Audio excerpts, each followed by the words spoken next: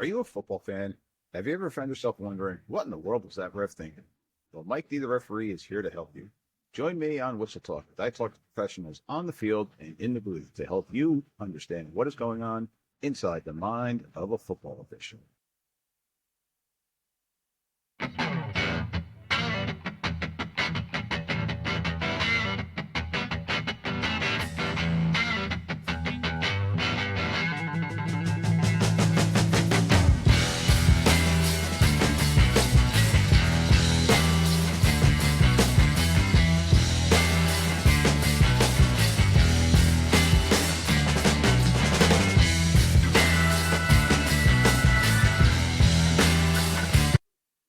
All right, my Whistle Talk family, welcome back to another episode of Whistle Talk.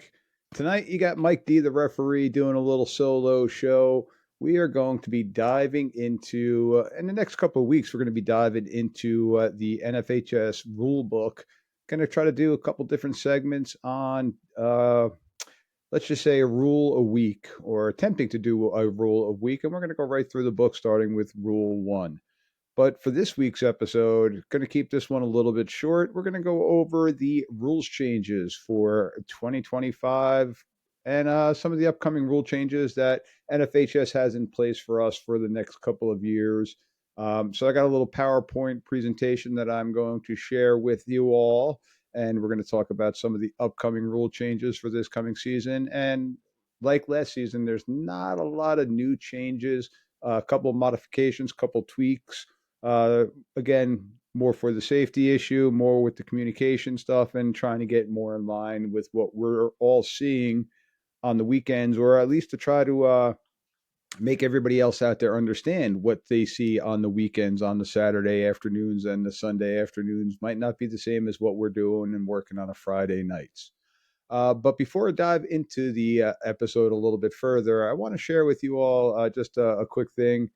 A new venture that I've started called Dro Destinations. I am now a licensed travel agent, ladies and gentlemen, and I got a little commercial here that I want to play for you. Just I got to do a little bit of a plug here, but basically, I'm going to be diving into the world of sports travel. So if anybody out there that's listening has any bucket list items that they want to go see, be it a game, a round of golf you want to play, World Cup's going to be coming up soon, hit me up at dbrodestinations@gmail.com. And here's just a quick short commercial for you.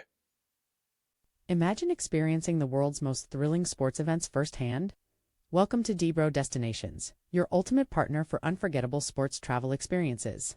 From the excitement of the Super Bowl to the global spectacle of the World Cup, we offer exclusive access to major sporting events worldwide. Cheer on your favorite teams in college sports or experience the electric atmosphere of the English Premier League.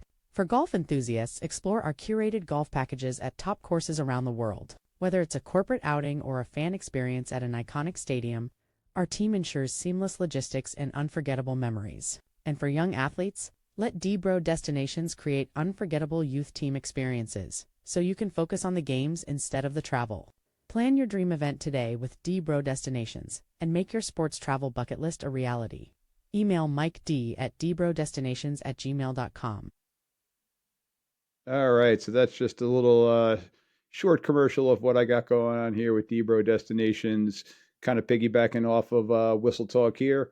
But now that we've got all that fun stuff done and out of the way, let's dive into our episode today. So let me share my screen talking about the new NFHS rule changes for 2025. All right. So as you can see, we got the NFHS rule changes, what players and coaches need to know for the upcoming season, and again for the new seasons in the future, 26 and 27. And for my fans out there that are listening, you understand that each year when we get our new NFHS rule book and we start diving into it, well, you're going to see right here on beyond the table of contents is we have our rule changes. And the 2024 rules changes were the jerseys of the home team shall be all the same dark color that clearly contrast with the whites.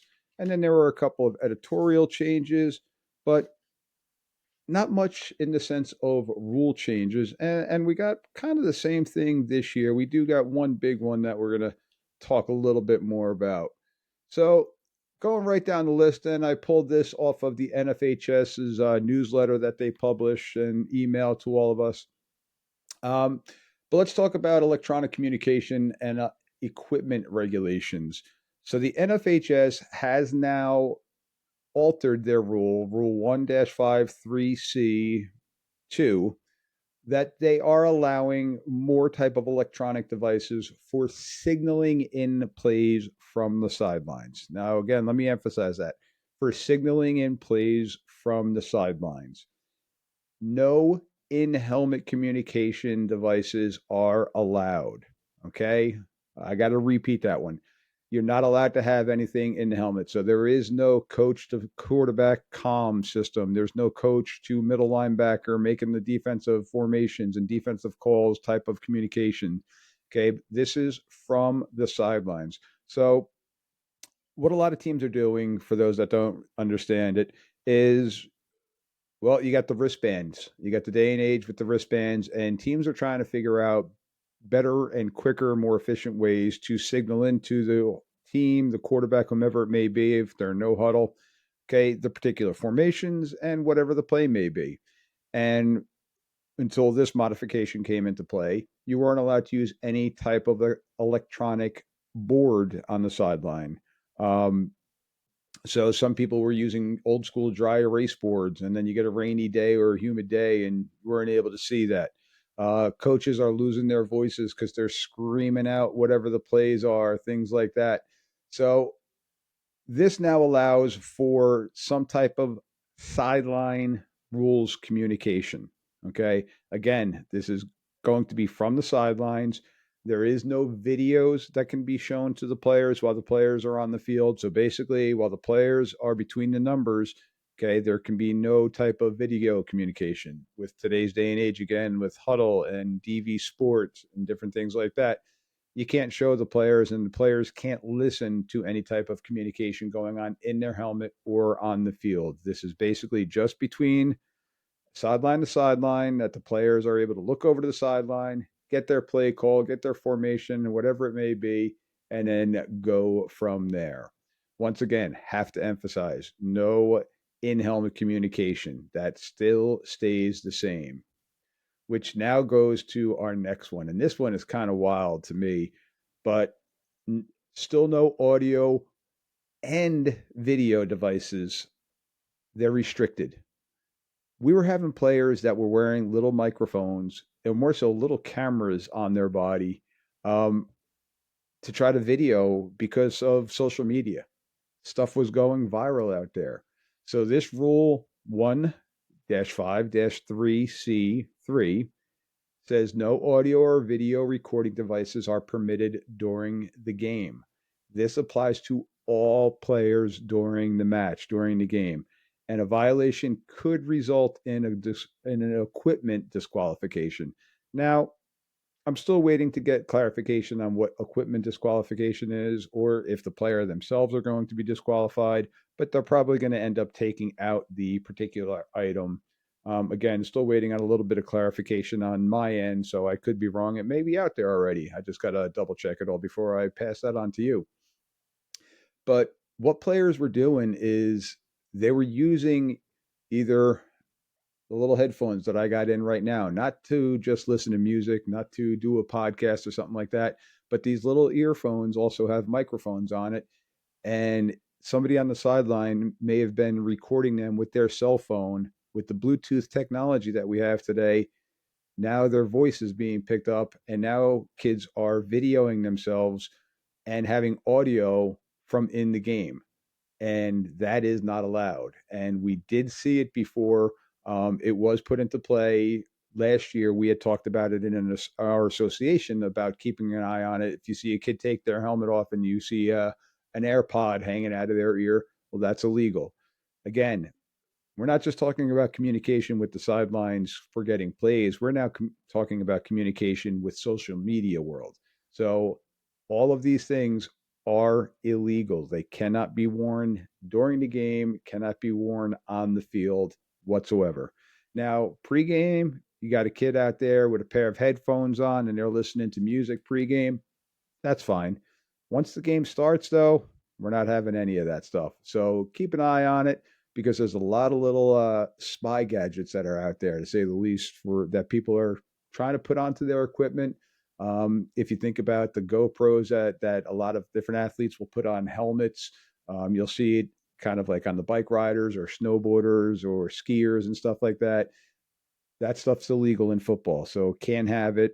I know the XFL had it with some of the different cameras that they had on the field years ago, and you'll still see every once in a while the referee cam, where sometimes they have it in the brim of their hat and they're showing it from that point of view, which is great stuff. And I know the friends at Ref Reps are doing some point of view type of stuff, but for the gameplay, can't happen. Can't have it on the players whatsoever. Another fun one. And this one, the rule states that it's going to be going into effect in 2026, but it's 1-5 1D5. And we're talking about the mouthpieces now. Protectors cannot have any unnecessary attachments. And I've got a picture here of the baby Binky mouthpiece that became all the craze a couple years ago. And I'm not trying to do any disservice to the particular companies that are out there that are doing this. But the added accoutrements to the mouthpieces are not allowed starting in 2026. So they're going to kind of phase them out this year again, kind of like what they did with the uniform rule, is they put it out a couple of years in advance, stating, all right, well, I mean, players sometimes have mouth guards for a couple of years, which back in my day, I used to chew through it like it was a piece of gum. I would go through a new one each week. But the kids are having them because they're the swag, they're the drip, they're all the fun things, the accessories that the players like to wear. Well, starting in 2026, this rule is going to be put into play that the mouth guard must not pose health risks to the players or opponents, and it cannot have any unnecessary attachments. They are designed purely for the enhancement of player safety. Okay. You've got Noxie, you've got all these different companies that are out there that are working on trying to make the game safer with the equipment and the regulations that they're putting forth with the equipment. Well, the mouth guards, not so much for the dental bill, but it's more so for the concussion aspect. Okay, that's the main reason for the mouth guards, is because when a player gets hit, their mouth clinches together, it is causing concussions when they don't have the mouthpieces. Yeah, it also can be extremely expensive with the dental bill, but it's more so for the concussion aspect, which again, we've talked about so many different times on this show, um, how that's playing a role. So we're looking out for the player safety. So they're looking to get rid of these different things. Again, they're looking to try to get the kids that are on the field playing football and not just trying to go out there uh, for the show. Again, talking about fashion police stuff, um, but we do got to keep an eye on these things. Actually, before I even dive into the next one, and a rule that was talked about and put into place this year too, is only one mouthpiece. Can only have one. Again, I don't understand where that came from of having the two mouthpieces dangle, different colors. Again, the swag. Uh, See players having the mouth guard stuck into their helmet and another mouth guard in their mouth. And one that we had a couple of years ago, probably about 2, 3 years ago, was the player had the mouth guard dangling, but then he had a clear mouth guard in his mouth. Well, the rule is only one. So make sure that you're aware of that. All right, the next rule that came out from the NFHS. This one I personally don't understand as much, and this one's going to be coming out in 2027. But they're saying there's a SFIA specifications that are going to deal with the arm sleeves. Players are wearing the arm sleeves, and this is the same thing if it is a singular arm sleeve where they're just sliding it on and off, or if it's an arm sleeve that's attached to, again, not trying to put any plugs for the different companies, but say for the Under Armour shirts that players are wearing underneath it. The arm sleeves now are being designed that has almost like a rubberized interior on the forearm and the bicep to try to prevent the ball from slipping as much. Well, they're now going to make it mandatory that it kind of aligns with the glove rule that there must be an SFIA seal on the exterior to make sure that that arm sleeve meets the industry requirements. Um, I don't know if this is a health issue. I don't know if players have been getting injured because their hands have been getting stuck on the on the arm sleeve itself. So I'm not too sure why this one is coming out, but starting in 2027, all arm sleeves must be SFIA uh, regulations. Again, it goes hand in hand with the glove regulations that you see the players having all the gloves, the different stamps that are on the football, things like that. It's just trying to make sure that everything is and that it aligns properly. I don't know, maybe somebody was gaining an advantage and their arm sleeve was kind of like the old school uh, Oakland Raiders cornerbacks with the stickum all over their body. Maybe some of them are a lot better than the others. But again, that's going to be something now that's going to fall upon us to make sure starting in 2027. All right, so this one here, our next rule is a little bit more significant now, getting away from the equipment, now talking about the game itself. In high school, if a player, let's say a toss sweep was going to the outside and a player had the ball punched out of their arm and it was 3rd and 4 from the A 20-yard line and the ball gets punched out and it goes advanced past the line of scrimmage for 5 yards and goes out of bounds, that's going to be first down for A. They're gaining that extra yardage. And because they were the last one in possession at the time, they're still holding on to possession even though the ball went out of bounds. So they've now made this, and this kind of aligns with the majority of the other leagues. If the ball is fumbled forward out of bounds between goal lines, so from the goal line to the goal line, if it gets fumbled forward out of bounds, instead of getting the ball at the spot of where the ball goes out of bounds, the forwardmost point of the ball, it is now going back to the original spot of the fumble. So you got to be really, really precise now when we start throwing those bean bags down on a fumble and knowing where that fumble occurred, because if the ball goes out of bounds, we're bringing that ball back to where the fumble happened. So in the last scenario I just gave you, if it's 3rd and 4 and the fumble the ball 5 yards forward, well, we're coming back that 5 yards that the ball advanced. Okay, so this is trying to prevent any unfair team advantages. And like I said, this is going hand in hand with a lot of the other leagues that we are seeing, equaling with the NCAA, with the NFL, the UFL, the European leagues, things like that. They're trying to, well, I shouldn't say they're trying to, but it kind of aligns it a little bit better. Now, this does not have anything to do with a fumble going out of bounds through the end zone. That rule still remains the same. And we're going to talk about force and momentum in another show. But if you fumble it forward and it goes out of the end zone, well, it's now going to be a touchback for the other team. So you will lose possession. So that rule still is the same. We are specifically talking about goal line to goal line, a fumble that goes forward, getting it at the spot of the fumble. If the fumble goes backwards now, if the ball goes either lateral to the ball carrier or behind the ball carrier, now they're still going to get the ball at the spot that the ball went out of bounds. This is specific now to a forward fumble. Um, so it does make a big difference in that. So it is something that's new, and again, something that we have to be on our A game when it comes to beanbags.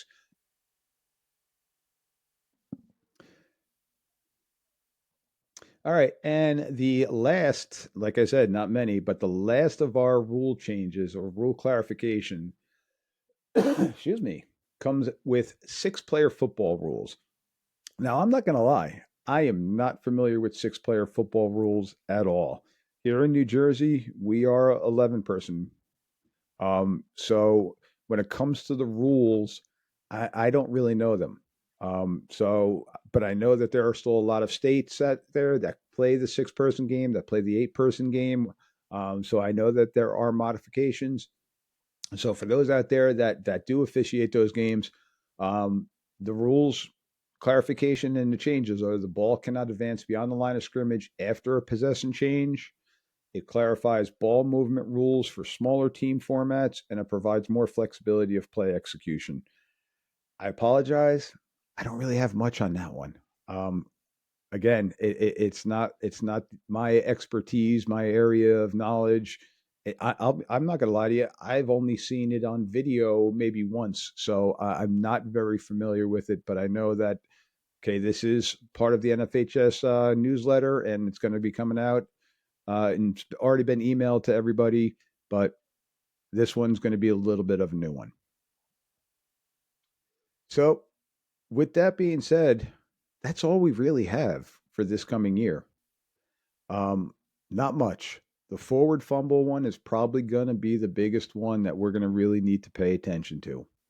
Now, before I let everybody go, and I told you this one's going to be a short episode, look for next week on a new episode about Rule One. We're going to go right down the rules. Okay, rules one, two, right through them all. Some of them may be 2 week episodes. We may have to break them up for bigger rules or for clarification purposes. But we're going to go right through the list of the different rules.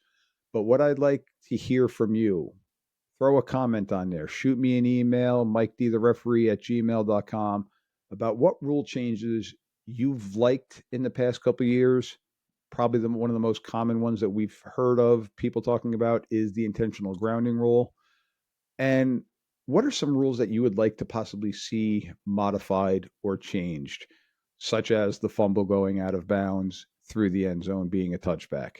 So shoot me an email, throw a comment on there, hit those like buttons, hit those subscribe buttons. And hey, if you're a sports fan and you're looking for that bucket list vacation, hit me up. I'm now a licensed travel agent. Let me worry about all of your travel stresses, and you worry about just enjoying the games. You can hit me up with that too.